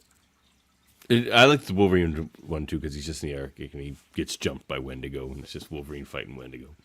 Oh, yeah. And the Elektra one was sort of the same thing, which was just her fighting Silver Samurai silently. Right. And just cool. I have some fun side notes to let the people know about when we're done the segment. Okay. Yeah, go ahead. Hold on. Oh, okay. All I got is Uncanny 225. 225, 226. Oh, you know what? Oh my God, Ryan, that issue you just showed me. That was my first X-Men comic. That is the first X-Men comic. Yes, it was. Yes, it was. I still have it, and it's in terrible shape because it was my first X-Men comic. So this here is the Uncanny Issues of Fall of the Mutants. So if you actually want to see Storm get her powers back, this is what happens. Yeah, because good in recommendation. the comics, which I know you guys know, like she was powerless for like 3-4 years. Yeah, there's a ton of time between Life Death Part 1 and Life Death like Part 2. Life Death, and here it's like, it's Forge's machine actually works, and hey, Storm's back, but it's right before the like the Outback era and stuff.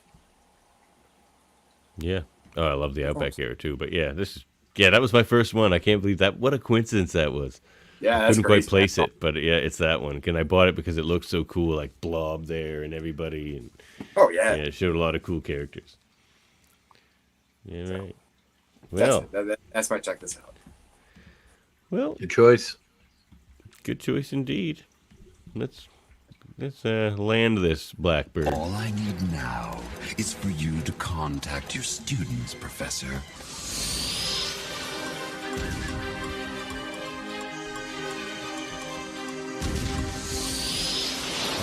Serenity. I think we all had the Pizza Hut Kids Meal X-Men. Oh, I remember those Jim Lee ones for sure. My uncle had all of them, and I was really jealous because I think I missed one or two of them. You could get a big poster too, and I got hold of that poster. Your homework is to watch the next episode, which drops tomorrow. Lucky us, which will be Bright Eyes, which is a obviously a reference to they have released a clip about it, which is Rogue going nuts on a bunch of. But that title's not about her. That's going to be about like Cable or something. No, I think it's about her. She's used the word. If you remember the show, she's called people Bright Eyes in a colloquial way. Yeah. Before. Specifically, she said to Cable a couple times, but it's definitely a Rogue. So maybe it'll be a Cable Rogue episode or something. But it definitely is related to. She has said Bright Eyes several times in the past. Interesting. It's also the title of, and this is me going. I like to go down rabbit holes. So, and speaking of rabbit holes, it is the name of a song very famous by Art Garfunkel, which was on the soundtrack to the movie Watership Down. And if you remember that film from the 70s, the animated film about the fragility of life, featuring rabbits getting murdered horribly throughout the movie as an animated show for children, it was a very traumatic movie, but also one that had a real important message about life. So perhaps it may play into it as well, but I think it's more about Rogue sort of using that term to describe Cable in the past. Two fun notes. I just wanted to put X-Men knowledge that came to my attention recently. The Marvel vs. Capcom 2 arcade edition now has an X-Men 97 version of the arcade cabinet you can buy off Amazon that has the art from the series on it, which is pretty cool. It's very nice. It's about $500 on Amazon.com. That's American pricing for Canadians. And it's $160 shipping to Canada, so you're looking probably close to $800-900 for it, but it's pretty cool. You're a fool not to buy it at that. The other note I wanted to mention was in the past, before the series had begun, we had watched some of the X-Men movies, and a little note came into my attention about Wolverine Origins, which introduced Kevin Durant's character as the Blob, and apparently they had planned in The Wolverine, the sequel to that movie in which Wolverine goes to Japan, to feature a scene showing the Blob as a sumo wrestler in Japan that got scrapped. So that would have been funny. That could have been added. Would have been there for that. Never happened. So it would have been. He was training. He was training in a ring. He becomes a big he's boxing, but he becomes a big but still, a famous sumo wrestler in Japan when Wolverine's there, which would have been a little nod to the. I mean, I can see why they want to distance themselves from X-Men Origins, but it would have been fun to see that. Oh, that would be great. He's also featured in a new horror movie that just came out that's supposed to be really good called Abigail.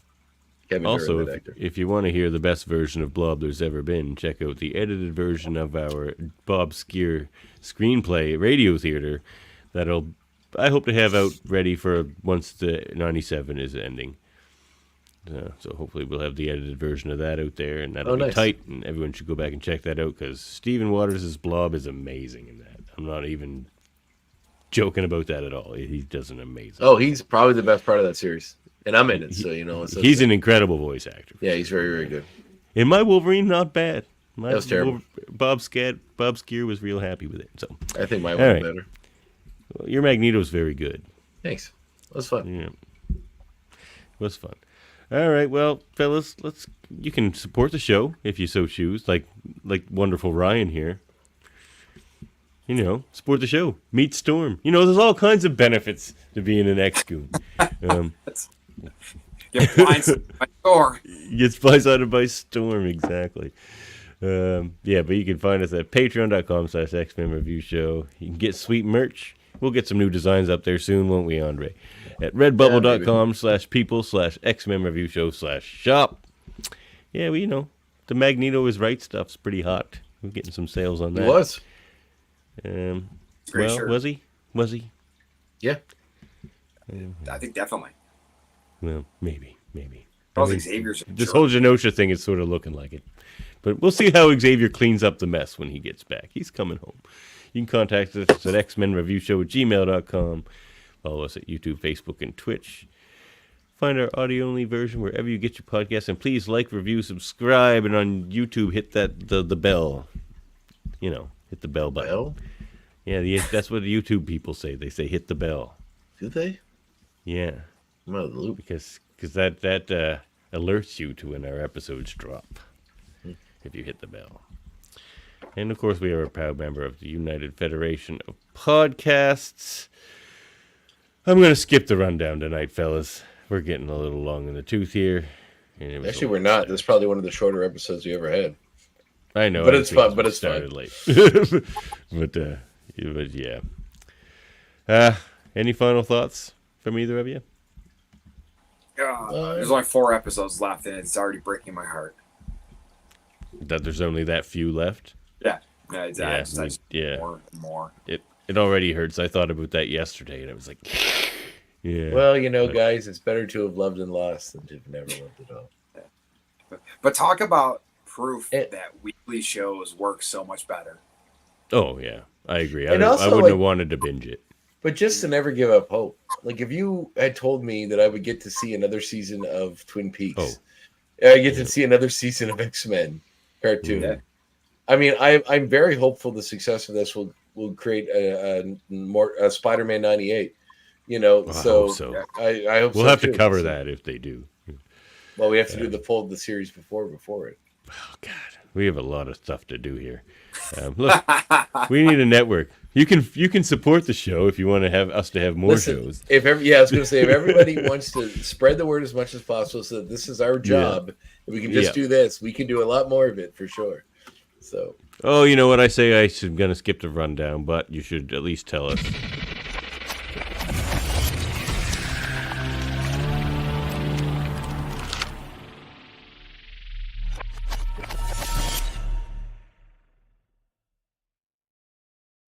All right. Cousin Dave says he'll be in for Spider-Man. We'll have him. And check out his shows on our network, Live Long Podcast, Super Mater Brothers. All right. Episode just dropped with Becky Kinsey, who is a Canadian from Toronto, or Ontario rather, horror comic indie person who does amazing work. Good episode. Yesterday. Very fun talk. Next week, I have my talk with Andrew Thomas, who is an illustrator and letterer for many, many comics. And I don't have any more recorded after that one, so I'm working on getting some more in between. I had a couple people reschedule one stuff, which pushed things back. But if things go according to plan, my next episode will be with Jen Rossman, who is an artist, a writer. So I had a busy week. I'll get you a couple guests this week.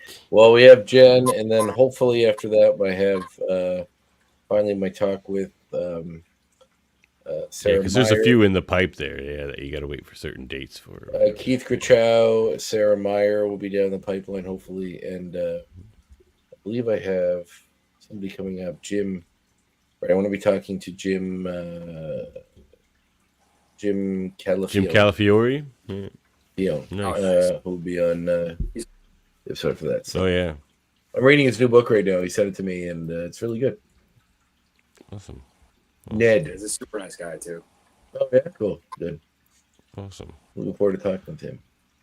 All right. Yeah, that's it. Well, so yeah, go review that, like it, subscribe it. I would love to have enough followers to monetize it, just because it would make it feel like I really dig it. It's great. I'll keep doing it only if I have 10 people listen to it. But it'd be nice to get to the next level. So pimp it, push it, some more. Listen to it. Love it. Hit that bell. The best tag team in the comics podcast world. That's right here. Ryan Jablonski. X-rated Do you listen to my other podcast? I do. Put him on the spot. No, I have. It's you guys. Every time you keep talking about it, I was like, oh hell yeah. He's like, I have to. You guys won't shut up about it. Yeah, exactly. No, it's good. Right. It's once in a while, I have to listen to at least one podcast that isn't just X-Men. So. No, you don't need to bother. It's the best. All right. Well said. Let's get out of here, fellas. Catch you next time. I will save you and let you live your tempting daydream.